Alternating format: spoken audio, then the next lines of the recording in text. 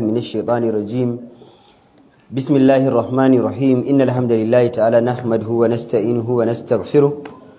ونعوذ بالله تعالى من شرور أنفسنا ومن سيئات أعمالنا. من يهده الله فلا مضل له ومن يضلل فلا هادي له. وأشهد أن لا إله إلا الله وحده لا شريك له وأشهد أن محمدا عبده ورسوله. رب اشرح لي صدري ويسر لي أمري واحلل عقدة من لساني يفقهوا قولي. اللهم إني أسألك البر والتقوى ومن العمل ما ترضى. اللهم إني أعوذ بك أن أشرك بك وأنا أعلم وأستغفرك لما لا أعلم. باياكم والسلام عليكم ورحمة الله تعالى وبركاته. barka mu da saduwa wannan masallaci mai albarka Masjidul Mumtaz da ke nan Gurgu Mari a garin Maiduguri. Yau insha Allah ta'ala muna yammacin Alhamis 22 ga watan Jumadal Ula shekara ta 1447 wadda ya zo daidai da 13 ko ga watan 11 miladiya ta 2025. Majalisinmu na karatun littafin Son Mihayati Sahaba na babban malam musulunci Abdurrahman Rafatul Basha. Insha Allah ta'ala muna magana akan sahabin manzon Allah sallallahu alaihi wasallam al-Muthanna bin Haritha al-Shaybani. Musanna bin Haritha, kuma mun zo mun yi magana akan abubuwa da suka faru tun daga farkon haduwar shi da manzon Allah sallallahu alaihi wasallam har zuwa lokacin da suka tattauna da ma'aiki sallallahu alaihi wasallam game da sakon da manzon Allah ya zo da shi na musulunci. Za mu tashi inda malai yake cewa wa fi sanati sabi'ati al-hijra. Malai yake cewa a shekara ta 7 bayan hijiran ma'aiki sallallahu alaihi wasallam daga garin Makka zuwa garin Madina, adina Allahu lil Muthanna bin Haritha al-Shaybani bi an yatasharrafa bin dimam ila kata'ib al-iman. Allah madaukakin sarki sai izini ma al-Musanna cewa ya daukaku da cuɗanya zuwa ga tawagan mutanen da za su karɓa addinin musulunci. Yana garinsu, ba ku manta mun faɗa cewa yana garinsu, wadda garinsu na kusa da ƙasar Iran. To sai zama sun gaya manzon Allah matsalar da suke ciki na ba zai yi su karɓa addinin musulunci a wannan lokacin da manzon Allah yake garin Makka da ya mustallan addinin musulunci ba, saboda suna da wata damuwa na sun yi alƙawari da sarkin Iran a wancan lokacin ƙasar Faris, saboda yana ba su kariya ma duk yaƙe-yaƙe da za su dinga ƙoƙarin tunkaro su, kuma sun yi alƙawarin yarjejeniyar zaman lafiya shi da su, babu canza addinin da za su ga da bin addininsa. In ya ji wani abu saɓanin abin da suke alƙawari da shi zai iya yaƙar su. To suka nuna manzon Allah sallallahu alaihi wasallam cewa wannan take matsalar. Annabi sallallahu alaihi wasallam ya tabbatar musu cewa ba ma wai magana akan sarkin Iran ba, garin ma za su mallaka da taimakon Allah, ƙasar Iran ɗin gaba ɗaya. Sannan kuma za su kwashi dukiyar garin gaba ita koma tasu a matsayin ganima. Matan da ke garin za su kama su a matsayin bayi, ƴaƴansu za su kama su a matsayin bayi. Yace tunda manzo Allah ya faɗi wannan, gashi a lokacin bai musulunta ba, amma sai cewa wani abu ne da kawai Allah da zai wani, saboda san manzo Allah ba makaryaci bane. To malai yake cewa a shekara ta 7 bayan hijira, annabi ya hijira ya koma garin Madina yana zaune. Kaga dab manzo Allah bai rike ba kenan zai rasu. Annabi bayan hijira da shekara 10 manzo Allah sallallahu alaihi wasallam ya rasu. To a shekara ta 7 sai ya bi tawagar mutanen da suka baro garin su, suka zo garin Madina dan karban addinin musulunci a hannun manzon Allah sallallahu alaihi wasallam. Fa wafada ala annabi salawatullahi wa salamu alaihi fi jumu'in ghafira. Da haka sai aka samu cincirun da mutane daga kasar su shi al-Muthanna ibn al-Haris sun zo wajen manzo Allah sallallahu alaihi wasallam, tawagan mutane masu dimbin yawa suka wajen manzo Allah sallallahu alaihi wasallam dan su karba addinin musulunci a bakin manzon Allah sallallahu alaihi wasallam. Min bani Shayban, wadda wannan mutanen gaba ɗayan su ya kabila banu Shayban ne, wadda kuma banu Shayban din wannan kabila ce al-Muthanna din ya fito a cikin ta. Walan islamuhu bayna yadayhi, ya bayyana musulunci sa a gaban manzon Allah sallallahu alaihi wasallam. Wa bayahu ala sam'i wa ta'a, kuma ya manzon Allah cappa cewa zan maka biyayya kan duk abin da naji ka umarci ni, kuma sannan zan maka da'a na duk abin da ka umarce ni, duk abin da ka faɗa annabi, ni tsakani da kai sama wa ta'atan ne kawai, zan ji zan yi biyayya, kana ba da doka zan ji zan yi biyayya. Kuma haka ake so duk wani mumini ya zama. Idan Allah da manzo suka ce ma ga saƙo,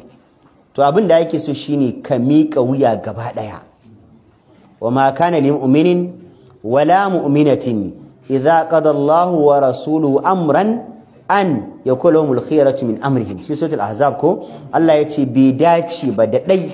bai dace ga mumini namiji ko mumina mace ba idan Allah da manzo suka hukunta wani al'amari a kanka ya zama kai kuma kana da zaɓin saɓanin abin da Allah da manzo suka hukunta a kanka. Shi sa Allah ya ce man ya'si Allah wa rasulahu faqad dalla dalalan mubina. Allah ya ce dukkan wanda yake saba wa Allah, yake saba wa manzon Allah, ubangiji to ya bata mabayyaniya a fili. Baka bukatun ka ce ban gane ba, kana gani za ka gane ya bata. Da haka Allah da ya halicce ka shi ya fi ka sanin me fi dacewa da kai. Manzon da ya turo maka ya fi ka tausayin kanka da kanka. Mun gane? Fa bima rahmatin minallahi linta lahum. Allah ce ba dan wata rahama daga Allah wadda kake sadarwa zuwa gare su ba, walau kunta fazzan ghalizal qalbi lam faddu min hawlik. Allah ce da ka kasance mai kaushin magana a gare su, mai kaushin zuciya a gare su, lam faddu min hawlik. Allah ce da sun watsi sun bar gefanka. Fafu anhum. Allah ce ka dinga musu afuwa. Duk abin da aka yi ba daidai ba ka dinga musu afuwa. Wa shawurun fil amri, ka dinga shawartar sahabbanka duk abin da za ka yi. Fa idza azamta fatawakkal ala Allah. In kun yanke shawara za ku yi abu kuma ku dogara zuwa ga Allah. Wannan shine dokar da Allah ya bamu game da manzon Allah sallallahu alaihi wa sallam. Da haka shi manzon Allah sallallahu alaihi wa sallam mutum ne wadda tausayinka da yake ji ya fi yadda kake jin tausayin kanka da kanka. Wallahi azim, tausayinka da manzon Allah yake ji ya fi yadda kake jin tausayin kanka da kanka. Dan in ka auna irin yadda manzon Allah ya dinga ƙoƙarin samun maka sauƙi a addini da rayuwarka da mu'amalarka da duk abin da za ka yi, sai ka samu inda kai aka bari ka zaɓan makanka za ka zuwa ga danja ne. Wallahi duk wani abu da zai zama mana sauki. Aisha radiyallahu anha take cewa Allah madaukin sarki bai taba zawa ba manzon Allah sallallahu alaihi wasallam zabi tsakanin al'amura guda illa tara aisarhuma, faci manzon Allah ya zabar al'umma mafi sauki a cikin su. Shi sai Allah ya ce laqad ja'akum rasulun min anfusikum azizun alaihi ma anittum harisun alaikum bil mu'minina raufun rahim فإن تولوا فقل حسبي الله لا إله إلا هو عليه توكلت هو رب. كاشي سورة التوبة كاشي با داكا النبي صلى الله عليه وسلم الله ya tabbatar da cewa manzo ya zo muku raufun. Allah ya ce mai tausayi a gare ku. Min anfusikum, Allah ya ce mutum ne irin ku daga jinsun ku. Azizun alaihi ma anitum, duk abin da zai sa ku a kunci yana manzon Allah nauyi. In dai aka ce ga wannan abin annabi ya faɗa mana in zai samu a kunci, to wannan abin yana damun manzon Allah sallallahu alaihi wasallam. Kuma mai kwaɗayi ne a gare ku. Allah sai ara masa sunayensa guda biyu game da mu'mini, sai Allah ya ce ra'uf, mai jin ƙane, rahim, mai tausayi ne. Manzon Allah sallallahu alaihi wasallam duk abin da ya gaya mana sai da aka je last option, iya saukin kenan sai aka ba mu. To shi sa anan manzo Allah sallallahu alaihi wasallam shi al-musanna da yazo yi manzo Allah chaffa sai ce ya manzo Allah zan maka da'a, dan ya sani annabi ba zai taba tura shi zuwa ga abin da zai ba shi wahala ba. Malamai suka ce ka rike wata ka'ida, duk abin da kana yi da sunan addini kana shan wahala, wallahi tallahi billahi ba addinin bane. Ka kalla ba salimu, duk wani abu da ga mutum yana ya ce wannan addini ne kuma yana shan wahala, yana zufa, yana shan wahala, ba addini bane. Qiyamul layli ita ce ibada mafi wahala. Rai mala ba qiyamul layl, manzon Allah sallallahu alaihi wasallam wata rana ya shigowa masallaci sha mu wata igiya daure a jikin itacen da ake gicciyo a masallacin annabi sai ya ce wannan igiyar tawaye sai aka ce ummu salama ce me faru aka ce ya manzo Allah ta tsara ne idan bacci ya in ta ji tana qiyamul layl idan tana qiyamul layl bacci ya so ya kwashe ta sai ta wata hangin kanta a jikin igiyar ta shigo da qiyamul laylin in ta ji lu za ta fi igiyar sai ta huta annabi sallallahu alaihi wasallam sai ce hukunci idan ɗayan ku yana sallar qiyamul layl ya ji bacci annabi ce je ya kwanta ta iya yiwuwa ya kamata yana addu'a qiyamul layl sai kuma yana zagin kansa ko ya koma yana wa kanshi mummunar addu'a annabi ya hana ku duba Abdullahi dan Amru dan As sahabin annabi ne baban shi Abdullahi dan Amru baban shi Abdul As ya aura masa kyakkyawar mace yar Madina son kowa kin wanda ya rasa amma mutum ne mujtahid jiddan a babin ibada wuni azumi kwana sallah matar ta ce idan ya shigo gida bayan sallar isha'i daga ya shigo zai kabarta sallar qiyamul layli ba zai tsaya ba sai dab alfijir yana cin abincin sahur alfijir ya keto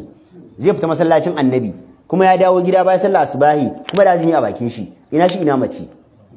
babu babanta ya zo ta ni sai tambaye ta yace mata ya zaman ku da mai gidanki dana tace to mutum iya mutum amma sai dai bai taba bincika mana shimfidar mu ba baban sai gane karatun yana tashi kai tsaye sai kai karan shi wajen annabi yace kaga fa abin da Abdullahi yake yi manzo Allah ya take ci a nemo Abdullahi aka nemo Abdullahi sai ce masa gaya min yayin tsarin ibadar ka yake yace kaji ya ma'aikin Allah manzo Allah ya ce kai inna li rabbika alayka haqqan wa li jasadika alayka haqqan wa li ahlika alayka haqqan fa'ti kulli dhi haqqin haqqahu jikinka na da haƙƙi a kanka ka kwanta kai bacci ka kwanta kai bacci sannan ubangijinka na da haƙƙi kamar sallah wani dan bangaren dare iyalinka ba ta lokaci shi yasa Allah ya ce ya ayyuhal muzammil qum illa qalilan nisfa wa minqus minhu Allah ya ce au zid alayhi alqur'ana tartila da an ce manzo Allah ya zama sallar tafiya akan baccin Allah ya ce a ayi 50-50 araba biyu kai Allah ya ce a baccin yafi yawa idan ga mutum yana sallar dare yana ta tangadi yana sallah yana ta mutsuka ido da ruwa a gefe da namijin goro da tom wa ya sa shi a'a annabin fa idan yana sallar dare in ya ji bacci kwanciya yake manzo Allah ya ce qiyamul fi tsare shi qiyamul annabi Dawud zai yi sallah zai kwanta zai yi sallah zai kwanta zai yi sallah zai kwanta in ya ji bacci annabi Dawud din da qiyamul ta fi ko qiyamul tsada kwanciya yake yi manzo Allah ya ce ka kula kar kai haka Anas dan Malik lokaci yana da karfin jiki Abdullahi dan Amr ne still lokaci yana da karfin jiki a wannan case din ne ma yace manzo Allah shi fa kullun zai ke azumi kullun zai ke sallar da nabi ce a'a kai ka dan dauki kwana 3 a wata kai azumi ya isa sauran 27 ta cin abincinka daranka kuma ka je karshen dare ka dan yi sallar dare ya isa sai ce ya manzo Allah ni ina da karfi sama da haka annabi ya ce to ka dinga yin litinin alhamis azumi litinin alhamis kaga zai guda 8 kenan a wata ba daga 3 annabi ya ce a manzo Allah ni karfi na wuce haka annabi ya ce iya abin da zan baka dama shine azumin annabi Dawud ya sumu yau wa yafṭir yau kai azumi yau gobe ka huta yace annabi ni karfi na ya faka annabi ya ce iya abin da zan baka dama kenan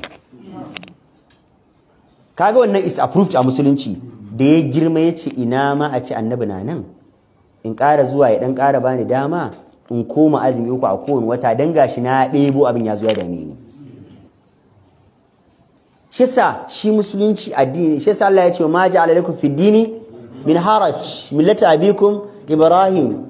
Allah ya ce bai sanya mana abu na kunci a cikin addini ba duk wani abu da ka samu mai kunci Allah ya ce babu shi a cikin addini inna dina yusr manzo Allah ya ce addini musulunci da sauki shi yasa duk abin da kaji an ce as-sam'u wa ta'a zaka samu Allah ya san zamu iya ni kada azumin watan Ramadan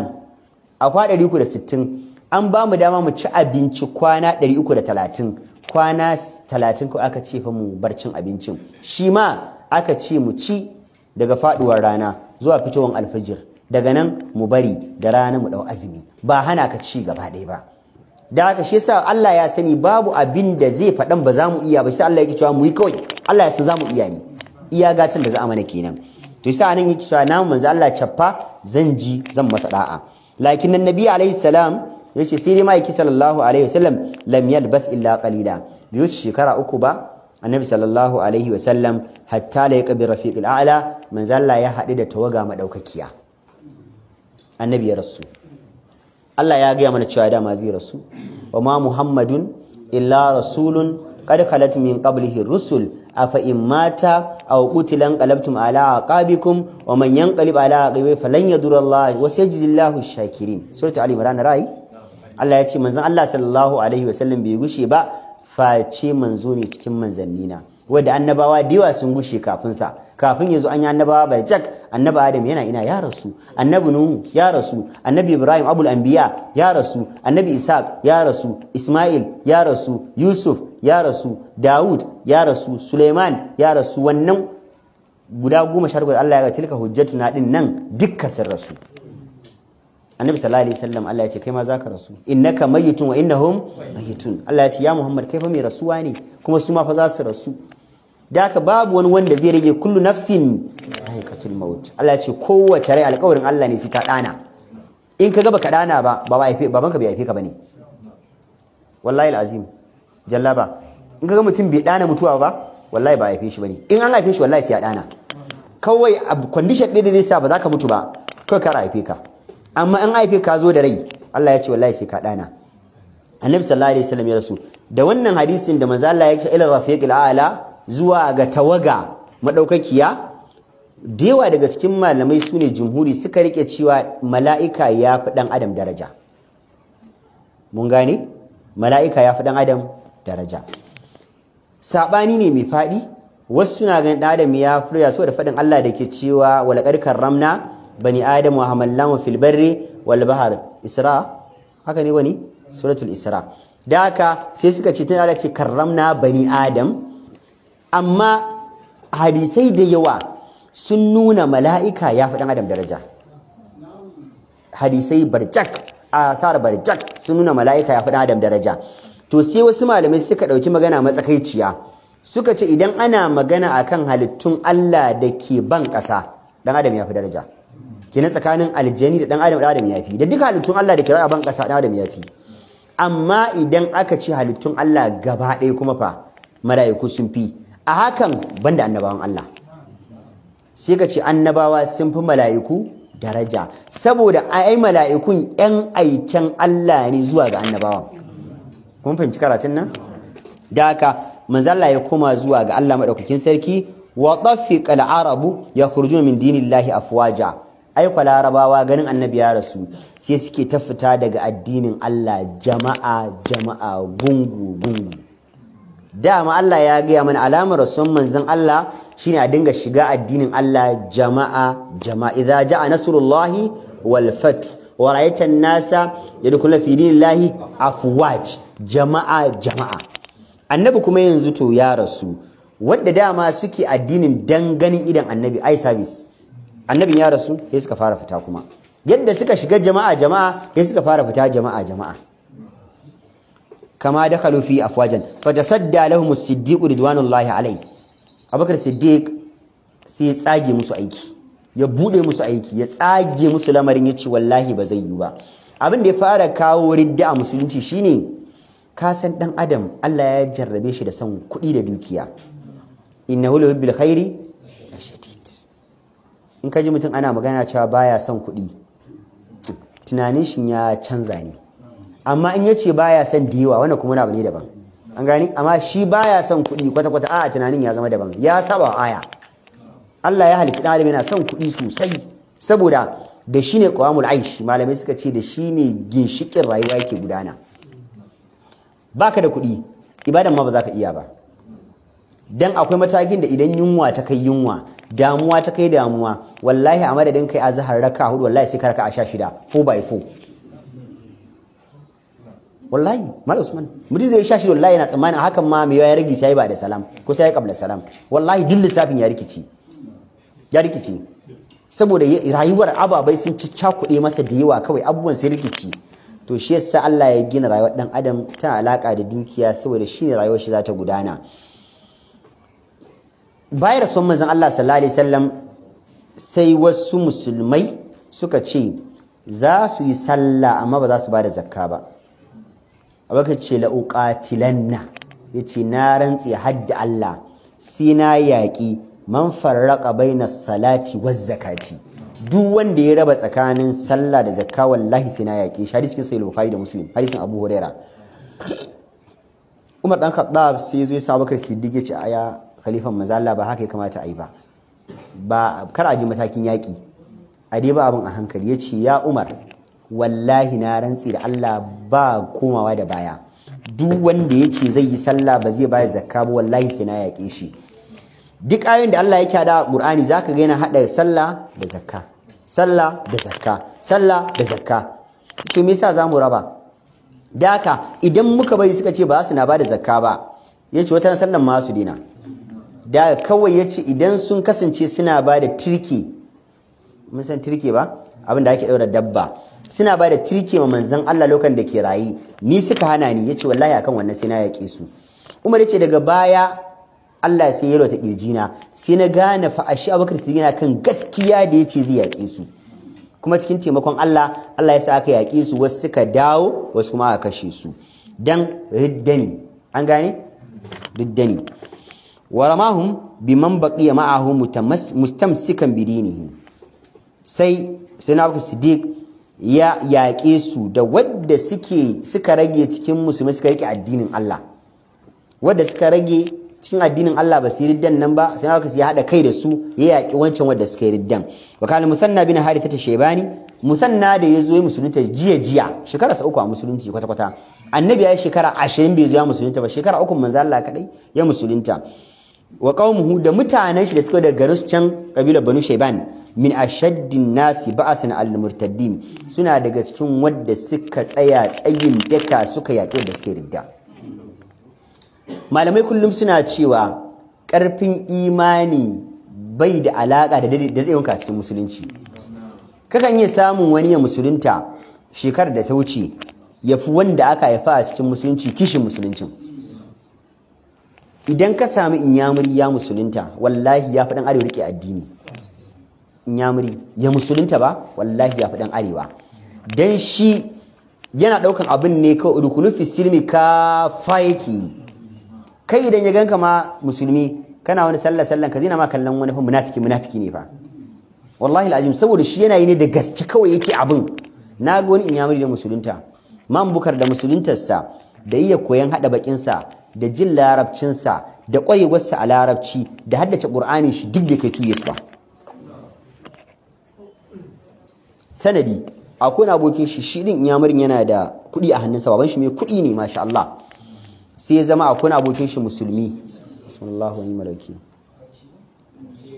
akwai abokin shi musulmi yana shi'ar wannan inyamurin yana siya musu giya da abokin shi musulmin. To idan ya zo ɗakin abokin shi musulmin akwai Qur'ani mai transliteration, translation dai ko shine fassara ai, abokin baya so ya ga wannan inyamurin ya karanta, shi kuma sai kawai Allah ya sa mai hankalin daga ya zo kawai hankali sai ya kan wannan Qur'an with translation din. Shi kuma abokin har wata rana sai abokin ya dauki Qur'anin ya boye. Gosu kayan wata rana da Allah ya nufaci zai musulunta, ya zo ɗakin abokin ya shiga wanka, da yake an san shi dama gidan kawai sai ya shiga, yana shiga sai ya bincika sai ya samu inda ya boye Qur'anin. Yana ɗaukan Qur'anin sai ya fara karanta translation din. Wallahi in abin labari ya ce wallahi wannan shine sanadin shiga na musulunci. Da abokin ya fito ya ganshi da abin sai ta da hankalinsa, ya ce kwantar da hankalinka, me yasa ba ka son karanta littafi? Ya ce na san karanta haka musulunta ne. Sai to kai mai matsala ka da musulunta na? Ya ce kawai zaka ne siya min giya. Wallahi alazim in ka musulunta zaka ne siya min giya. Ya ce shine matsala ka? Ya ce eh. Ya ce to zan ce da siya maka giya. Ya ce kai kuma ka je ka ta musuluncin ka ba matsala. Kawai shi kai ne siya mishi giya. Tare suke shan giya, tare suke komai. Ya bashi Qur'anin ma ya je gida, ya ce yana ta karantawa daga bango to bango ya ji. A nan ne ya ga ayan innamal khamru wal maisir din. Kafin ya musulunta ya ce yayi na shan giya tunda Qur'ani ya hana. Wallahi da ya musulunta irin kasan abin da ake wa sahabbai haka baban shi ya masa. Ya janye tallafi 1. Ya sa aka kai shi wajen wani boka, wai ka san cewa suke aika haukaci ai. Aka yi ta mara hayaki, aka yi ta mai addu'a, aka yi ta masa waye, aka mai malu tankwal. yayi kaman ya warke, yayi kaman ya bar addinin. Wallahi cikin taimakon Allah yana aka ce ya dawo haka ji dama asiri musulmai suka mishi dama asiri yana gama warkewa ana bari shi dai dan fara samun freedom. Wallahi yana samun kuɗin mota. Aka ce ya bincika ina ne garin da ya fi ko ina riko da musulunci, aka ce mishi Borno, ya taho garin nan. Wallahi anan yazo ya musulunta ya rayu, ni kuma mun rayu da shi ne a Damaturu. Yanzu har ya gama PhD shi a Jami'atul Islamiyya da ke Madina. Ya gama PhD. Sanadiyar shi ban san adadin mutanen da suka musulunta sanadiyar musuluntar shi ba.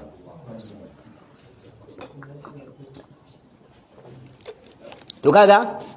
kakan samu wanda daga baya ya zo amma kuma ya fi ka imani. Yanzu wayannan kaga shekara su uku da annabi amma sun nuna jajircewa na wadda suka sama shekara 20. Maliki cewa azamihim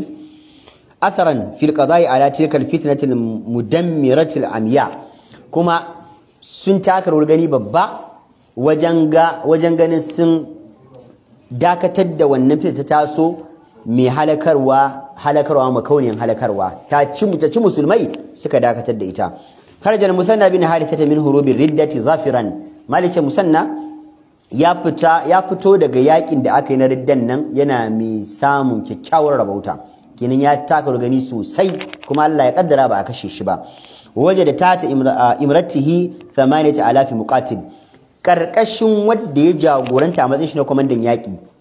ya jagoranci mutane 8,000 mayaka, wadda wannan sojin da ke kashi shi ne mutum 8,000 sojoji. La ya'suna lahu amran, in ya bada umarni ba sa tsallakewa. Obey before complain. Musa just obey. To kawai daga ya bada umarni kawai yadda suke yi. 8,000 din nan wallahi ba wanda ya mai taurin kai. To da ya samu wannan damar, wa kanat kalimatu rasul sallallahu alaihi wasallam ala istila'il muslimin ala biladil faras ma tazalu tarinnu fi udhnihi. Da ya samu wayannan mutum 8,000 da sai na Abubakar ya bashi ya je yaki da su, yaga sun bashi hadin kai a yakin riddan nan 100%. Sai maganan manzo Allah na cewa wata rana fa za a bude kasar Iran, za a ci nasara a kanta, za a kwace dukiyoyinsu da matansu da yaransu. Sai take ta kai kawo kwalwar sai ya ce to in dai Allah ya haɗa da wayannan mutum 8,000 din sun yaƙi da ni, suna min biyayya, me yasa ba za mu tunkari ƙasar Iran ba? A wancan lokacin fa, a wannan tsibirin gaba ɗin ana maganan Iran, Rome, kusan su ne on the top kawai. Man power su yadda kasan irin su Amurka ne fa a yanzu fa, irin su Rasha, irin su ina fa a yanzu fa. Faqala fi nafsi, a cikin shi sai ya ce lima la'adhibu bi hadha al-jaysh al-basil fursa. To me yasa bazan ɗebi wayannan sojoji na 8,000 din mutun kare ƙasar Iran ba? Bai fa shawarci Abubakar Siddiq ba, bai nemi izinin sa ba fa. Shi fa an tura shi ne dan wajen Madina yaki, yace bari ya wuce Iran kawai da sojoji 8,000, wanda mutanen da suna da sojoji 400,000-500,000 tun a wancan lokacin ya tafi da mutum 8,000. Wastanqidu min aidihim sawad al-Iraq, yace in kwakwato kasa abin nan garuruwa da ke gefen kasar Iraki din, wadda kasar Iraki ne garuruwan amma Furus su Iran ta musu mulkin mallaka da mulkin mamaya. To me yasa bazan je in kwato wayannan garuruwan ba, in hada su da kasar Irakin su, ya zama na cire su a cikin kasar Iran dan su musulunta su bar mulkin Iran? Me yasa bazan yi haka ba? Kun gane karatu? Alam ya idina sadiqul masduq, yace shin wai me gaskiya Annabi sallallahu alaihi wasallam abin gaskatawa bai mana alƙawarin cewa bi annallaha sayumallikuna diyarahum, cewa Allah zai mallaka mana gidajen ƙasar Iran, wa nisa'ahum da matayensu, wa amwalahum da dukiyoyinsu. Annabi baya ƙarya. Annabi ba zai taba yi ba, bai taba yi kuma ba zai taba yi ba. Annabi ya gaya mana za mu yi nasara. To me nake jira ga mutum 8,000 in je mana? Ai dama nasara ba ta hannunmu. Wa ma ramaita idh ramaita walakin Allah rama. In ana yaƙi na musulunci da kafirci, yaƙin da ya cika sharuɗan musulunci, duk abin da gana faruwa Allah ne yake yi. In tansurullaha yansurkum wa yuthabbit aqdamakum. In dai za ku taimaki Allah, Allah zai taimaka muku. Yace to me yasa ba zai je yaƙin ba? Wahal tumallaku diyaru wa tuhrazul amwal, yace wai shin ka taba gani dama a tarihin duniya an kwaci gidajen mutane, an kwaci dukiyoyinsu illa bi asinnati rima wa shafarati suyuf, faci ai sai da tsinin mashi, sai da kaifin takobi ake kwatan gidajen mutane da dukiyoyinsu. Ai ba maganan diplomasiya bane a zo a zauna a yi zane a rubuta. Sunan ta kudu da arewa a teburi aka tsaga ko da wuta aka tsaga? Da wuta aka tsaga mana. Lokacin da Biafra suka fara maganan neman kasarsu kawai za a zo Abuja a zauna a tebur ne a ce to an tsaga muku kuje? Zai yi? Masu kola a raba Najeriya gida biyu kawai shikenan za a je Abuja a ce to shikenan an tsaga daga Kaduna zuwa nan ku, daga Abuja zuwa can. Zai yi wa haka? Kai bai yi wa. Bai yi wa ai. Shi yasa duk wani abu da kake gani na yaƙe-yaƙen duniya da yanzu ake ta, in ka ji an ce ƙasa tana ta gwabza yaƙi akan wani tsibiri, za ka samu bai yiwuwa a zuwa ce a yi sulhu. Yanzu yaƙin Rasha da Ukraine ba kan ɗan tsibiri ba ne? Yaƙin Falasɗin da Israel ba kan tsibiri ba ne?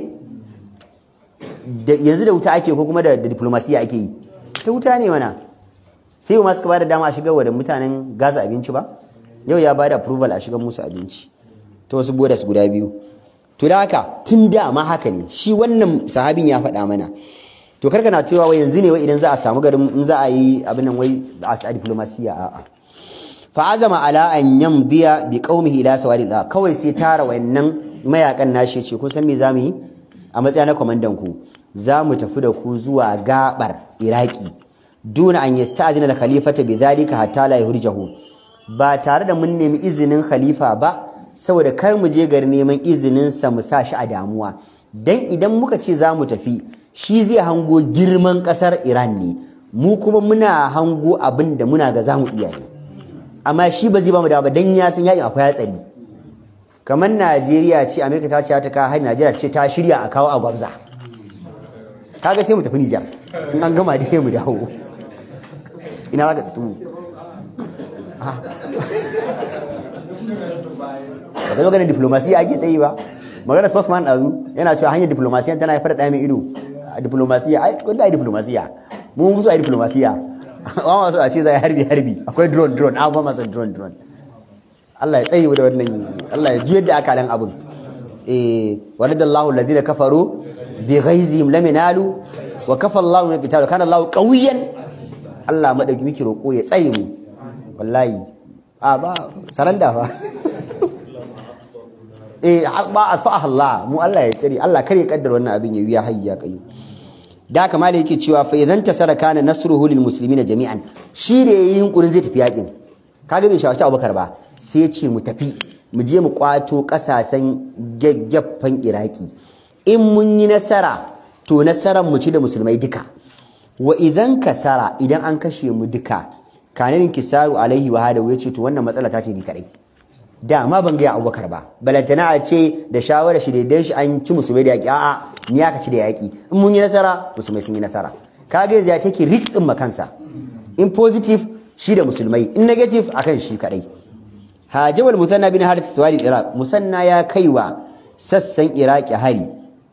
faja'alat mudunuhu wa qurahu tatasaqatu ta sanabiki khairihi, sai zama dukkan manya-manyan birane da ƙauyukan da ke gaba Iraki gaba ɗaya ya ci wannan ya kwata musulmai, ya ci wannan ya zama sun musulunta, ya ci wannan babban birnin ya zama ya musulunta, ya ci wancan ƙauyen sai ya zama gaba ɗaya gaban nan suna fara ƙarƙashin kofatan dokinsa, saboda kenan dukka suna musulunta. kamata saqatu awraqu shajari fi fasli kharif, kamar yadda ka san bishiya na kaɗe ganyenta lokacin bazara. wa tafiqat akhbaru intisarati tasharraqu fi anha'i jaziratul arabi wa tagharribu, sai zama labarin nasarar da yake ci ya karaɗe tsibirin larabawan nan gabar da yamma. Ai an samu wani komanda ya taho da sojojinsa sai mamayen garuruwa yake yi. Faqala as-siddiq wallahi alaihi liman hawlahu, sai na Abubakar Siddiq sai ya ce wadda suke gefen cikin sabon manzon Allah, man hadha alladhi ta'tina akhbaru intisaratihi duna an na'lama min amrihi shay'a, wane ne wannan mutumin da labarin nasarar shi a yaƙe-yaƙe a gaɓar Iraki ke zuwa mana ba mu san tukuna al'amarinsa ya yake ba. Waye wannan? Kun san haɗuwar shi da Abubakar Siddiq tun farkon shekara 23 baya ne. Ya zo ya musulunta a gaban manzon Allah, jarumtar shi bai bayyana ba. Annabi ya rasu, Abubakar ya tura shi yaƙi, Abubakar bai san me zai yi bai ji na yi. Sai ce to ba mu tsaya mun yi bincike kan mun gane dan ina bane, ya yake, ya jarumtarsa, kawai sai labarin nasarar shi muke ji. Waye wannan? Wa kana jawabu ala hada tasaul, ma da ce amsan wannan tambayar huwa al-musanna nafsuhu, shi zai ba mu ansa da kan shi mayakin, shi sahabin da Abubakar ya tambaya kan shi zai ba mu ansa. Falaqad asra ila al-madinati wa laqiya Siddiq, labari yazo wannan sahabin cewa fa Abubakar ya tambaya wai kai waye, bai san labarin ka cikakke ba, sai labarin nasarka yake ji a filin yaƙi. Yana jin wannan kawai sai ya hau dokin sai ya ce bari in je garin Madina in bashi labarin waye ne, in gaya masa me nake da niyyar yi. Wa akhbarahu bi gharati ala sawari Iraq, yaji sa Abubakar Siddiq. Abubakar ya ce to kai din waye, ba mu bayanin biography ka. Sai ya ce Abubakar Siddiq a bar wannan maganan bayi da wani amfani, abin da yanzu muke kan yi shi ya kamata mu tana dan ba mu da lokacin wancan. Yanzu dai tafiyan mu gabar Iraki, mun bude gari kaza, mun kwaci gari kaza, mun ci nasara a gari kaza, yanzu gaba ɗaya gabar Iraki ta bar hannun Iran ta dawo hannun musulmai. Wa'addala al-mudana wal qura wal husun, ya dinga lissafa Abubakar Siddiq manyan biranai da ƙauyuka da ganuwoyi da ya bude. Musa ganuwa nuna ganuwa, Musa ganuwa nuna, ka san ganuwa ai? A'a ba ganuwa ka san ganuwa ne? Yawwa, ginin da ake zagaye gari ba? Yawwa, da Kanuri me sunan shi? Kanuri land da Kanuri ganuwa? Danga? Danga ba gina gida ba ne? Iya. Kalangi? Garu? O da Kanuri? Garu. Okay. Allati hararaha min al-furus, wanda ya kubutar da wannan gawan daga hannun mutanen Iran, wa damma ila dawlatil islam, ya dinga gwama su zuwa ga garuruwan musulunci. Ka Abubakar Siddiq abin ya bashi mamaki. Wa wasafa lahu jamal tilkal bilad, ya isa sai ya dinga gaya wa Abubakar Siddiq kuma kyawun wa'annan garuruwan. Yace akwai wani gari wadda yana da matukar kyau, ga gine-ginensa ga kaza, shi ma ya zama na musulmai. Akwai wani gari ma Abubakar Siddiq, shi da yake kasan daga bangaren ya fito ai, sai ce akwai wani gari ma, shi ma babban gari ne, yana da gine-gine, yana da kaza, shi ma mun kwace. Wafrata khairatiha, da kuma irin tarin alkhairan da garin ke da shi, wa kathrata gallatiha, da kuma irin yawan kudin shiga da garin ke zai samar wa musulunci. Baitul mal na bukatan kudi, an samu hanyar kudi, kaga baka sai hankalin shakwanci.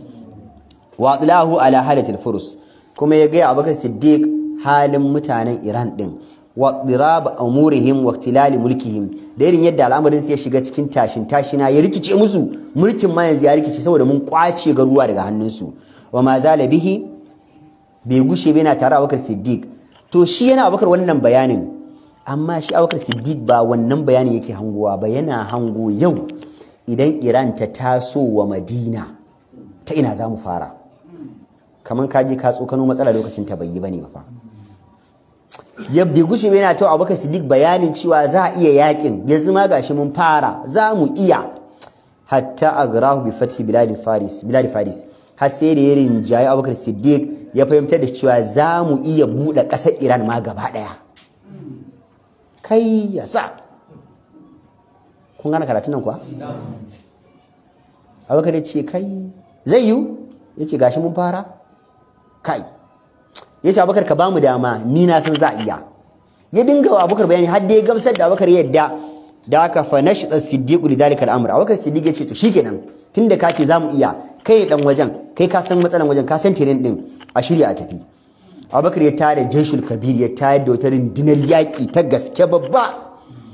wadda aka tara sojoji manyan sojoji.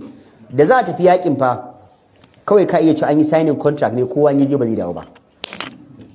Wallahi alazim, saboda mutum ne ka ce misali musulmai sun tafi da sojoji misali 100,000, wayancan mutane ya fitowa da 400 500 kuma mayakan su gaskiya sun fi na musulmai dabarun yaki da karfi da kwarewa wajal dan su a wancan lokaci masu suke so garuwa makamai fa kamar yadda irin kana ji Amurka suna sayar garuwa kasashe makamai su makaman ma kerawa suke suna sayar muku wajal musanna bin harith ce bani ahada kibari qadati fi hadhihi al-hurub Abubakar Siddiq sai ya ce to kai musannatin da kai dan waje ka kawo shawara za mu sanya ka kai ma ka zama kwamandan wata rundunar yaki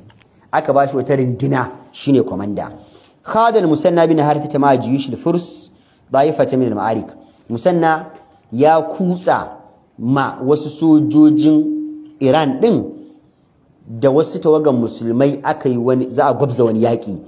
kana azamuha ma'arakat babila shahira yaki mafi girma da musanna yayi da sojojin Iran shine yakin Babila gari waye da kake yin nan wanda Allah ya bamu labari a cikin suratul baqara na yau ala Babila Haruto Marut nan Babila ina cikin kasar Iraki ne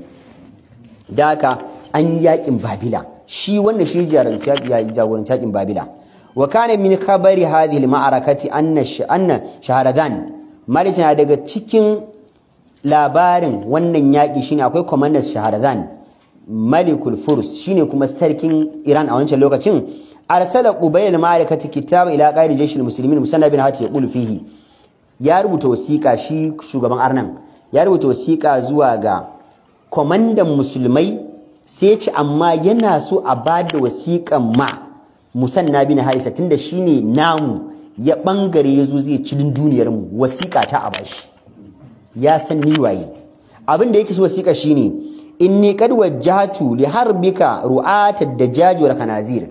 shi komandan yakin kuma sarkin yace ni ba zan fito in yake ka ba fa dan ka min karami amma na hada ka da sojojin mu wanda sojoji ne wadda ba wai mayaka bane mun dauki masu kiwon kaji ne da masu kiwon aladu mutanen garin mu masu kiwon kaji da aladu ba mayaka ba mun turo maka su sun ishe ka wagairahum da wasu su wadda muke ganin irin wasu manoma da ba mayaka ba su sun ishe ka minar ra'ayi cikin masu kiwon tumaki da awaki su muka turo su yaƙe ka walasta uqatiluka illa bihim ba wanda nake ganin ka kai hada ka yaƙi da su sai su wallahi dan mu dun mun fi karfin ka wallahi sai dai ma hada ka da wadda ba mayaka ba su ma za su gama da kai fama anta liman fawqahum bi ahl amma duk wadda ba wai makiwata ba manoma ba daman mu haɗa ka da su don sun fi ƙarfinka ba na so a zo irin ɗauka ɗaya ɗin nan turmi ɗaya ce da sun ƙarar da ku bari mu haɗa ka da irin wadda ba mayaƙa ba ku je su ma sun ishe ka ka gana sannan farar da alaihi musanna bi risalatin ja'a fiha musanna da aka kawo shi wasiƙar ya ji an ce an turo masa masu kiwon kaji ka ji renin ma irin girman Allah wai yaƙi aka ce ga masu kiwon kaji masu kiwon aladu da masu kiwo na tumaki da awaki wai su yaƙi kai kuma ka fito da sunan yaƙi sai mai da ansa ya ce mishi min musanna bin hadath shebani yace ga ansa daga musanna qaid jayshil muslimi ila shahrazan shi ni ne komandan sojin musulmai zuwa ga arne shahrazan amma ba'ad bayan wannan bayanin fa inna nahmadullah muna wa Allah godiya mu musulmai allazi radda kaidakum ila nahaykum wanda ya maida makircin ku zuwa ga wuyayenku wa hawajakum ila ru'ati dajjaj Allah kuma ya maida bukatunku zuwa ga makiwatan kaji wal kanazir da aladai liddifa yana anfusikum ku kun kasa kun turo wasu kaga an sadidi shi yana ganin yafi karfin sa ga sa'annin sa shi kuma sai da mishi cewa ka kasa ne ka turo su mutum ne sa an kai zai fada da kai sai ka ce danka kai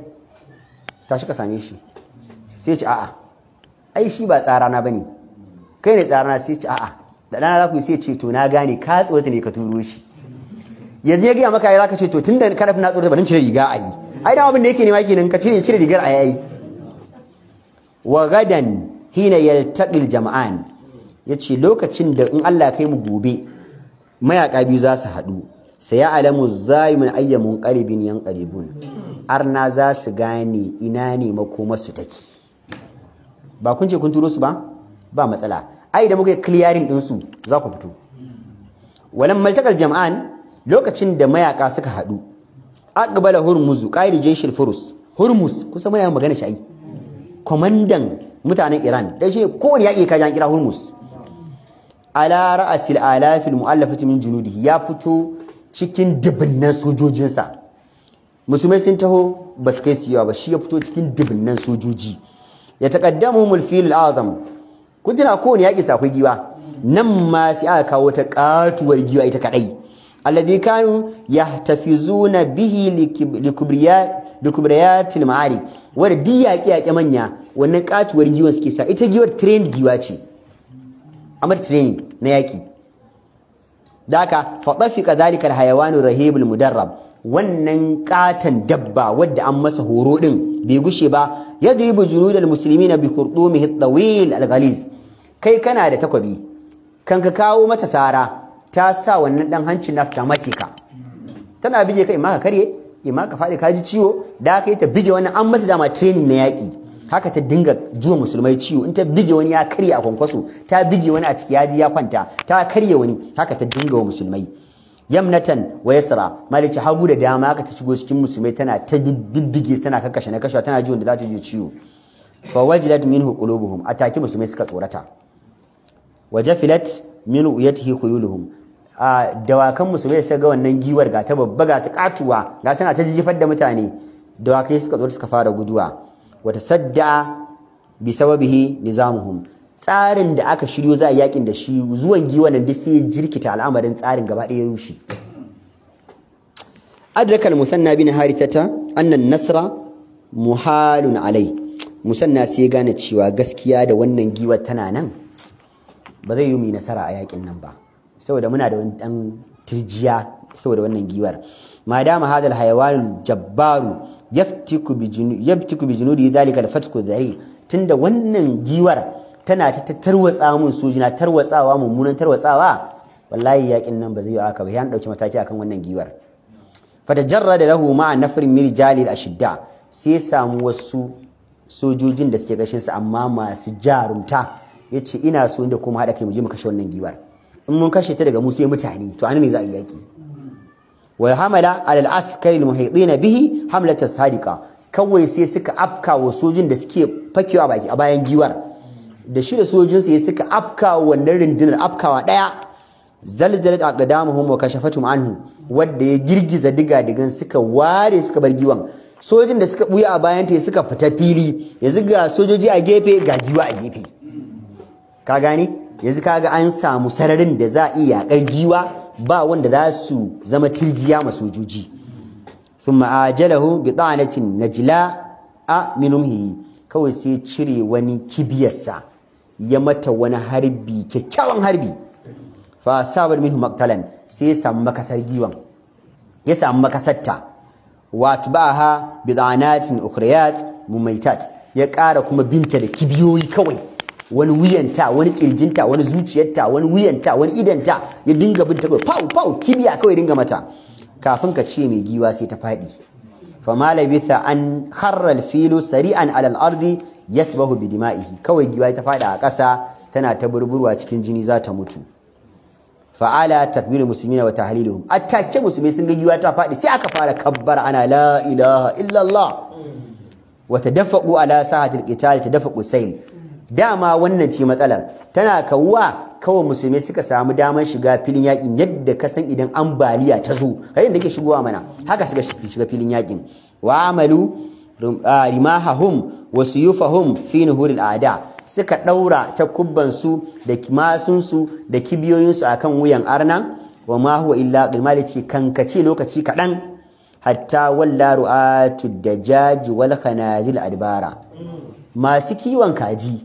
da masu kiwon aladu da makiyaya da aka turo sai suka juya da baya suka fara guduwa wala da qaidum hurmuz bil firar shi ma komanda hurmuz din yace to kafa mai dace ban baki ba shi ma ya juya sai gudu fa haraza ma haulahu min al ganaim attake kwa duk ganimomin da suka da shi filin yaki musanna ya tattara a waje guda wasaba mashtamal alaihi min nisa matan da aka fito da su suna mayaka tafi ka sana zuwa da mata ayyaki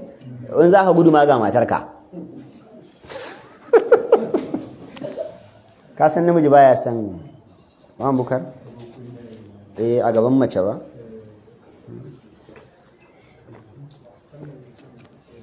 san wani ya tsallake na'am okay wahtalla al-musanna bin hati shaybani babila atake musanna cikin taimakon Allah ya kwace garin babila duk lokacin da ya ga namiji wani lokaci yana dan jarumta to akwai wanda ya gani wanda bai kamata yayi ragwantaka a gabanta ba idan mutum yanzu ana filin yaƙi ga matar shi ga 'ya'yansa in ya gudu za a kama matar shi da yaransa ai kaga ko dan mata da tsaya zai tsaya mutuwan kaskuwai amma fa lokacin da ya zama yaƙin yayi yaƙi ya tabbatar da shi din zai mutu kwakwalwar shi ta ga mishi wani tunani ana canza mata ana haifan wasu 'ya'ya minti nawa ne habba minti nawa ne kwakwalwar ka ta canza ma tunani duk lokacin da kake tunanin wannan matar ai mutu ka raba akan ta zan iya mutuwa dan nan nawa akan shi yana kan zan iya mutuwa in gudu a kama su wallahi tallahi idan kaga zaka mutu tun yaushe zaka canza tunani ka ce ana canza mata ga mata nan barjak kuma ana haifo wasu ƴaƴan masha Allah dama Allah ne ya bani anan muka haɗa su Allah zai bani wasu tun yaushe zaka canza tunani da wuri fa to da haka su ma mazan da suka zo da an sa mata a baya dan kar su gudu saboda matansu kwakwalwa take ta canza tunani kawai ta yi formatin kanta ta canza sabon tunani maza wallahi suka gudu suka bar matansu mace mijinta na guduwa yana ce mata babu ke ma ke ta kanki wallahi aka bar mata a wajen aka bar yaran a wajen dukiyar da aka rushi kuma an fito da kuɗaɗe in za ka gudu ga kuɗinka sun bar su a wajen musulmai suka musu kuri kawai annabi ya yi gaskiya ya ce za a kwace dukiyarsu annabi ya ce za a kwace matansu annabi ya ce za a kwace yaransu wa ma yantiqu anil hawa in huwa illa wahyun musanna fa ahraza ma hawla min al-ghaim wa saba ya tattara abin da yake kewaye da na mata faja'ala yusabbihu Allah al-azim bai gushe ba sai yake tsarkake Allah madaukaki wa ya kulina cewa sadaqa rasulullah annabi sallallahu alaihi wasallam yayi gaskiya sadaqa nabiyullah annabin Allah yayi gaskiya laqad malakna al-arda mun mallaki kasa babila shine babban birnin a wancan lokacin mun kama wa akhadna al-mal kuma mun kwace dukiyarsu wa sabaina nisa kuma mun kama mata a matsayin fursunonin yaki haka annabi faɗa masa ya tabbata ko ya tabbata ba wallahi ka nutsu duk abin da annabi ya faɗa ya ce ya faru wallahi sai ya faru lokacin sahabbai inda a lokacin sahabbai suna da shakka annabi da ya ce za a waye gari mata za su fi maza yawa a inda sahabbai a shakka su ce to ta haka zai yi ko annabi da ya faɗa yanzu ya faru ko bai faru ba ya faru annabi ya ce har sai an kai matakin da namiji da in ratio za a yi is equivalent to mata 70 a ƙarshen zamani annabi ya ce za a kai matakin da idan namiji ya shigo layi mata 50 za su taro shi kawai mace namiji take nema mazan fa babu fa duk ba ma nan fa idan mace ta ganka yadda ka san ta ga wani sarkin duniya saboda mace tana iya yin sati bata ga namiji ba duk duniyar ta zama duniyar mata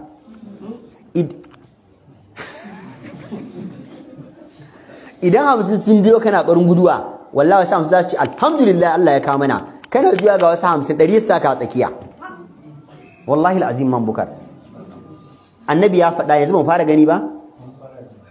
ratio na duniya yanzu reshen maza to mata ana kusan 14:1 fa a yanzu census ba reshen maza to mata ba ƙasar China Koriya kan ma da suka yi census bai daɗin nan ba nasu ya maɗara haka maza to mata ratios is 1:2 kusan 14 fa kuma yanzu kai ma ka auna mana ka gani a duk gida an ka samu sai ka samu ɗaiɗaikun yara ka samu maza sun fi mata yawa haifuwa me aka samu mace aka samu me aka samu ɗaiɗaiwa ga nace an samu namiji ɗaya ne amma mata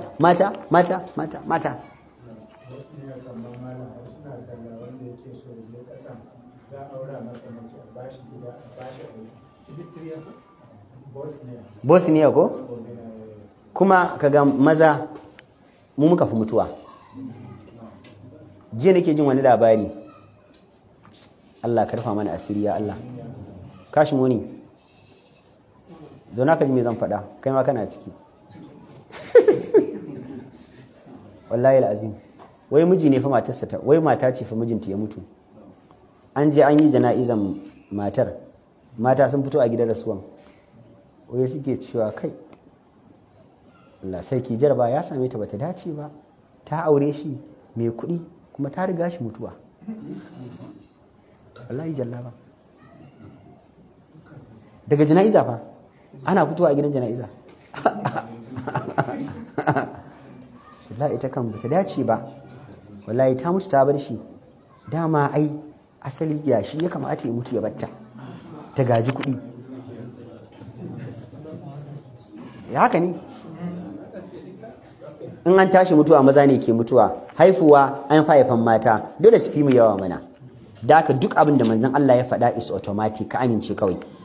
ana ta za mu tashi sahabban manzon Allah Salamatu bin al-Aqwa, muna ji shi Salamatu bin al-Aqwa kana Salamatu bin al-Aqwa min ashaddin nasi ba'san wa ajum qalban yasbiqul fursa gad adwan. dori ne akan wannan abin da musanna maka na musanna, amma wannan magana akan Salamatu bin al-Aqwa shi ma sahabban manzon Allah ne sallallahu alaihi wasallam. Allahumma salli ala Muhammadin wa ala ali Muhammad.